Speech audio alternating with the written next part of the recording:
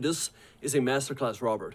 Just the technique, it's unbelievable. We're going to look back in years to come and say, wow, that guy changed chess. Magnus Carlsen, through games like this, just blows my mind and changes how I think about the game. Not just in the opening, as we're going to see, but in the end game. A masterclass. His opponent here is Ian Nepomniatchtchi, a formidable opponent, two-time World Chess Championship challenger. Playing with the white pieces, this is the Speed Chess Championship 2023, played in September. I love these old games, so rich and masterful, you'll learn loads. Jan opens up here with b3, a b3 cowboy in this bullet game. We're at the bullet portion, clock times on the left, they get a minute to start with, plus 1 second increment, which is then a second per move, that means. Now Magnus should take the center if he wants to play principally, right? But he goes g6. He takes a flamethrower to opening principles, especially in shorter time controls. Now we see bishop b2. Magnus doesn't carry on the copycat here, then you'd be in trouble. He goes knight f6, and now Jan, fair play to him, he throws caution to the wind and launches Gary the g-pawn down the board. Here he comes. Garys are a dying breed, by the way, at least here in Britain. If you know a Gary, give him a hug, because here comes this one, bishop g7. This Gary's persistent, the bit between his teeth, going after that knight, sidelining it, but guess what? After takes, knight takes, well, Magnus loves these tricky systems. The knight gonna re-enter the game one day, ideally via f5. We get knight f3. h6 from Magnus. Obviously he doesn't develop here. Why would he? Not his style, right? Pawn captures played, rook recaptures, and look at those pieces. I mean, this should be atrocious for black, surely. But the computer gives it level, and this game just gets better. I love this one. Knight c3, d6 now on the board, bishop g2, bit of fianchetto action, but not so fast. Magnus slams his light squared bishop down, we get takes, rook recaptures, and he sits on the head of this pawn like a sumo wrestler, dominating the opponent here. And sometimes that's the best policy. You don't even want to capture, just sit on the head. Don't open lines for the opponent. Not that you can take here, of course, unless you're really terrible at chess. So d4 now played, taking the center. The computer wants d5 or e6, something a bit principled. But Magnus goes knight to d7 here. And for match context, by the way, he was quite a bit ahead at this point. So both players just having fun here, throwing some pieces. Queen d3 from Nepo, and there's a sneaky move.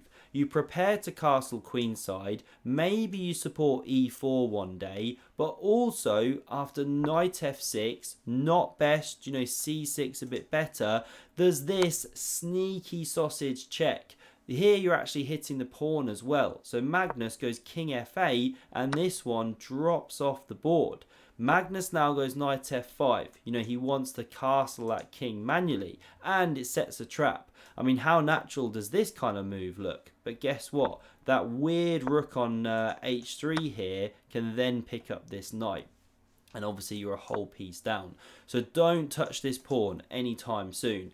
Instead, castles queenside played. Best move. Nepo's better here. Almost a pawn to the good. Just over half a pawn. He has won this one. We get king g7. Magnus castles by hand. And now I don't like this next move.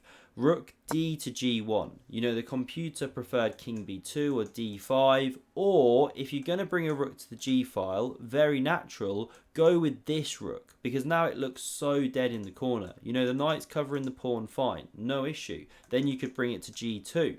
But this one played, c6 now from Magnus, and there's a great bullet move. If you capture this, well, then you run into rook c8 and you skewer that queen to the knight. The queen can't get back onto a dark square from here unless it could suddenly move like a knight. Then it'd be really happy, but no, it can't, so you cannot touch that pawn. So instead, queen a6 from Nepo. He wants to recycle the lady back into the game. Now rook c8 from Magnus, queen d3, e6 on the board, and you'd love to go e4 here, but again there's some tricky problems here. Now you can technically do it, computer says, if you want to give up a pawn and then go rook g3 and stuff. I won't go down that whole line. Instead, Nepo goes knight to e4, centralizing that piece instead. We get captures, queen recaptures, queen f6 from Magnus, and queen g4. Nepo looking for an attack, hitting the unprotected rook. Magnus now defends it with the other one, keeping the pressure here. And now always play king b1, as they say. Best move here. You know, look at where this queen is eyeing. But here it wasn't played. Queen f4 instead. You know, maybe looking for e4, some tricky dicky stuff, eyeing up the queen here. But now c5 from Magnus. He starts cranking open that diagonal. Now Nepo, to his credit, plays the best move here. You know, he doesn't go c3 and open more weaknesses and things. He takes the pawn, takes up the gauntlet, because if black checks, not the best move, king d2 and you're actually surviving okay. The queen's hit now, where to go? You can take this pawn, one of the top moves, but then white starts activating, taking pawns. Yes, you can take this towards the king, it looks like, but rook a6 and okay, so on and so on and so on. They didn't see all of this stuff, but Magnus could sense it wasn't the right thing to do, so he just recaptured the pawn. Correct move. Now king b1 from Nepo, and this for me is just absolutely fantastic. This is where Magnus is changing chess, right? So if you look at his pawn count, he's got 5 pawns and 2 of them are split. Nepo has got 6 pawns. Okay, some of his are split as well, but you would think that Nepo's got the better endgame here, a pawn to the good, right? But Magnus says no.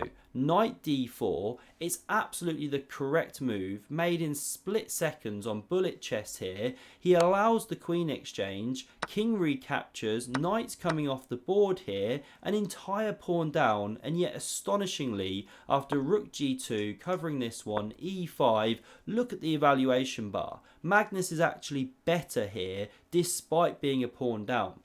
His intuition of when to go into the endgame is just unreal. And once you get there, you're just pooping your pants, right? You're playing Magnus Carlsen, endgame go, get the guy a nappy, or a diaper as you'd say in the US, because boy are you scared when you reach this position. Give him either colour, doesn't matter. So f3 played, trying to stop the onslaught of these pawns. King f5, king c1, king f4, king d2, g5, b4. Nepo obviously wants to get a passer going over here. f5, a4, push 'em baby. And now Magnus, again, what a player. This is where the commentary team are just purring. He knows when to switch plans. Abandon the pressure here, switch over to the queen side, leave white to gang up on this pawn, which Nepo does, but then bring the second rook back. Check out this clip from the commentary team. Wow, I just can't believe what I'm seeing half the time when Magnus plays endgames. Yeah, oh, and rook h7. He's sacrificing the g-pawn with one to go rook c7 and go after the pawn on c2. This is a masterclass, Robert.